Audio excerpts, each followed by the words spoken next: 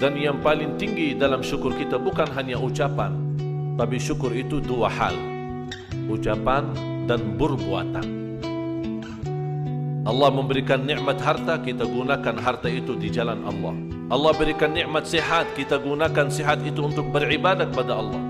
Kita sebagai Muslim yang membawa agama yang benar, yang sudah diridai Allah Subhanahu wa taala. Al-yawma akmaltu lakum dinakum wa atmamtu alaikum ni'mati wa raditu lakumul Islam dina.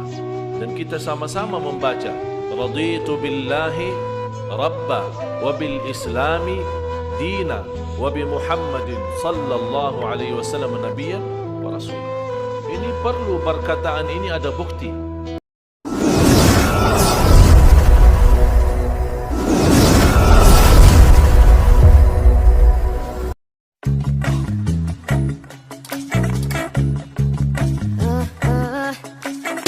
Kita sebagai Muslim yang membawa agama yang benar, yang sudah diridai Allah Subhanahu wa taala. Al-yawma akmaltu lakum dinakum wa atmamtu alaikum ni'mati wa raditu lakumul Islam dina. Dan kita sama-sama membaca raditu billahi rabba wa bil islami dina wa bi Muhammadin sallallahu alaihi wasallam nabiyyan wa rasulah. Ini perlu perkataan ini ada bukti. Bukan hanya sebuah kata yang kita ucapkan, malah kita sama-sama baca sambil hampir kita semua hafal.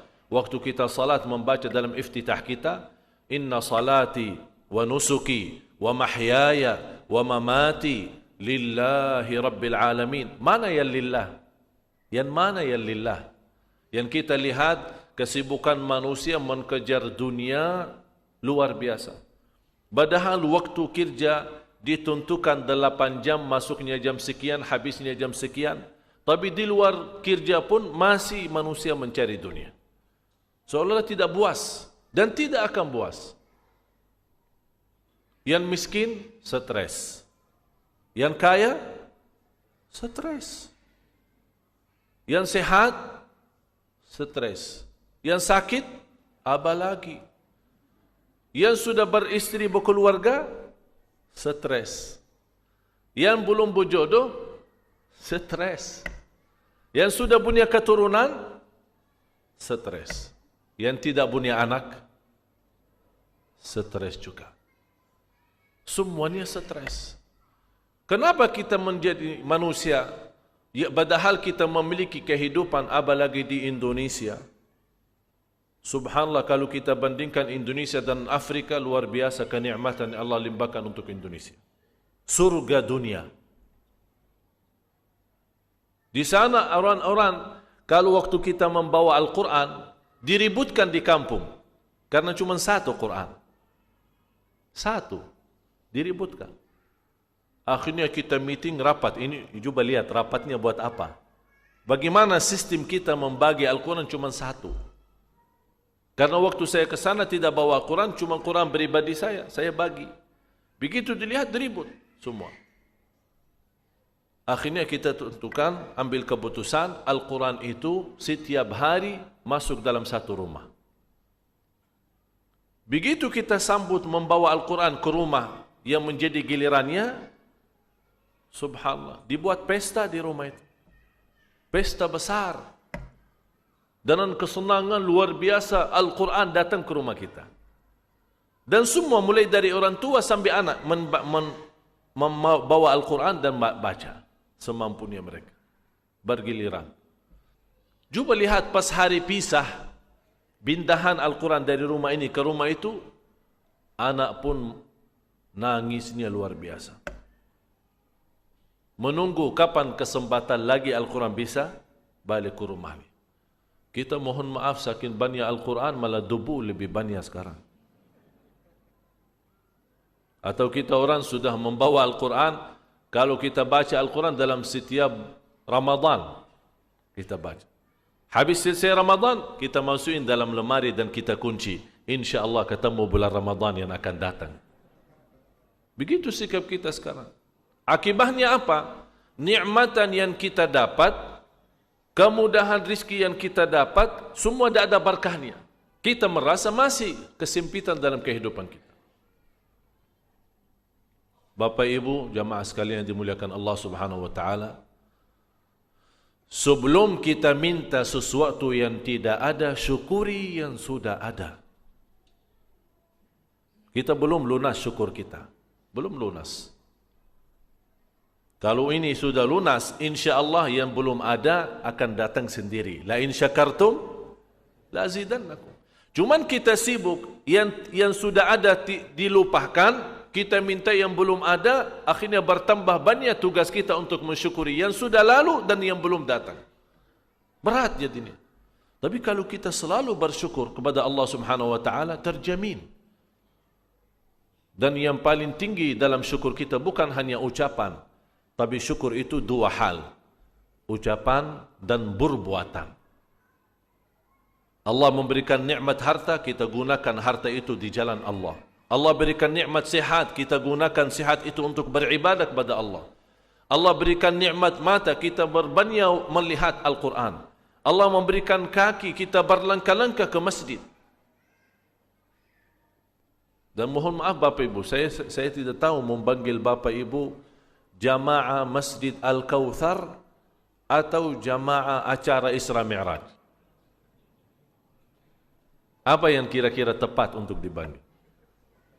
Kalau jamaah Masjid Al-Kautsar berarti jamaah yang ramai seperti ini, salat subuh sama juga ramai. Gimana Pak salat subuhnya?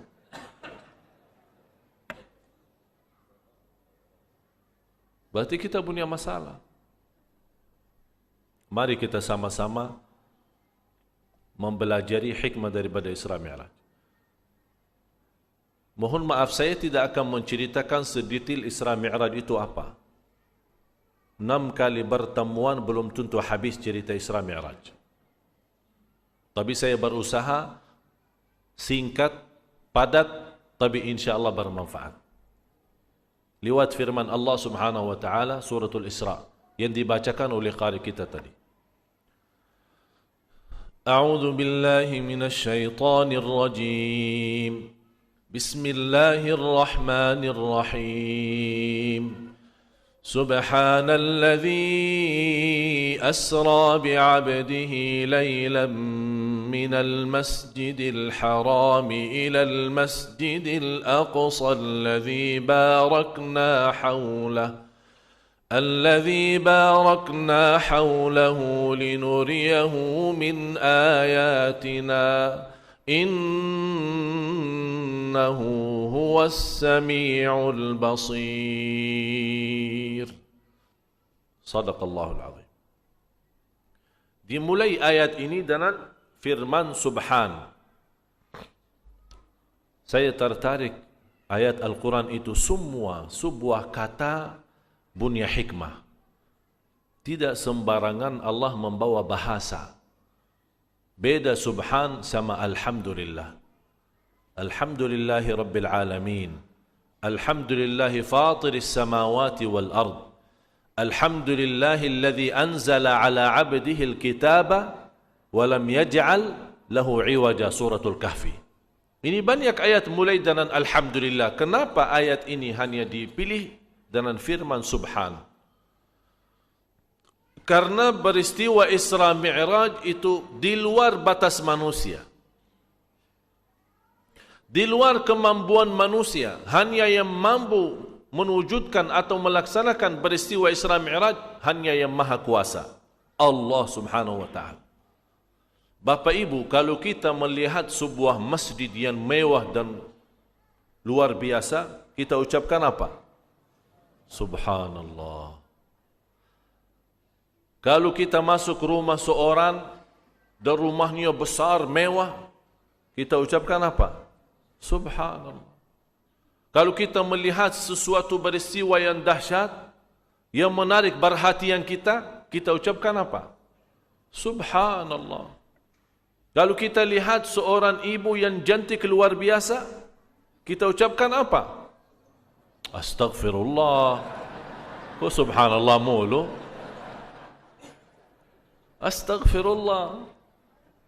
Kalau kita lihat seorang ibu bukan muhrim kita, Bunyi orang lain, astaghfirullah, bukan subhanallah. Malah subhanallah enak kita lihat. Berarti terus halal jadinya.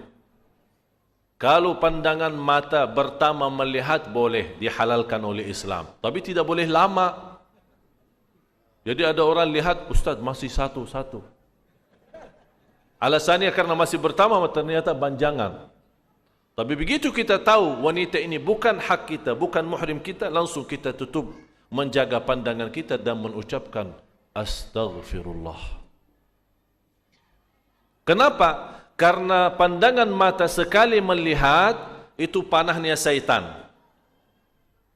Kalau kita teruskan melihat panahnya syaitan karena hati kita, baru muncul rasa syahwat dan hal-hal yang diharamkan oleh Islam. Fantas kita mimpi buruk. Tapi begitu kita jaga pandangan, Allah ganti dengan cahaya kalbu. Ini mata menjadi bisa memperbaiki kalbu dan bisa merusakkan kalbu. Hati-hati.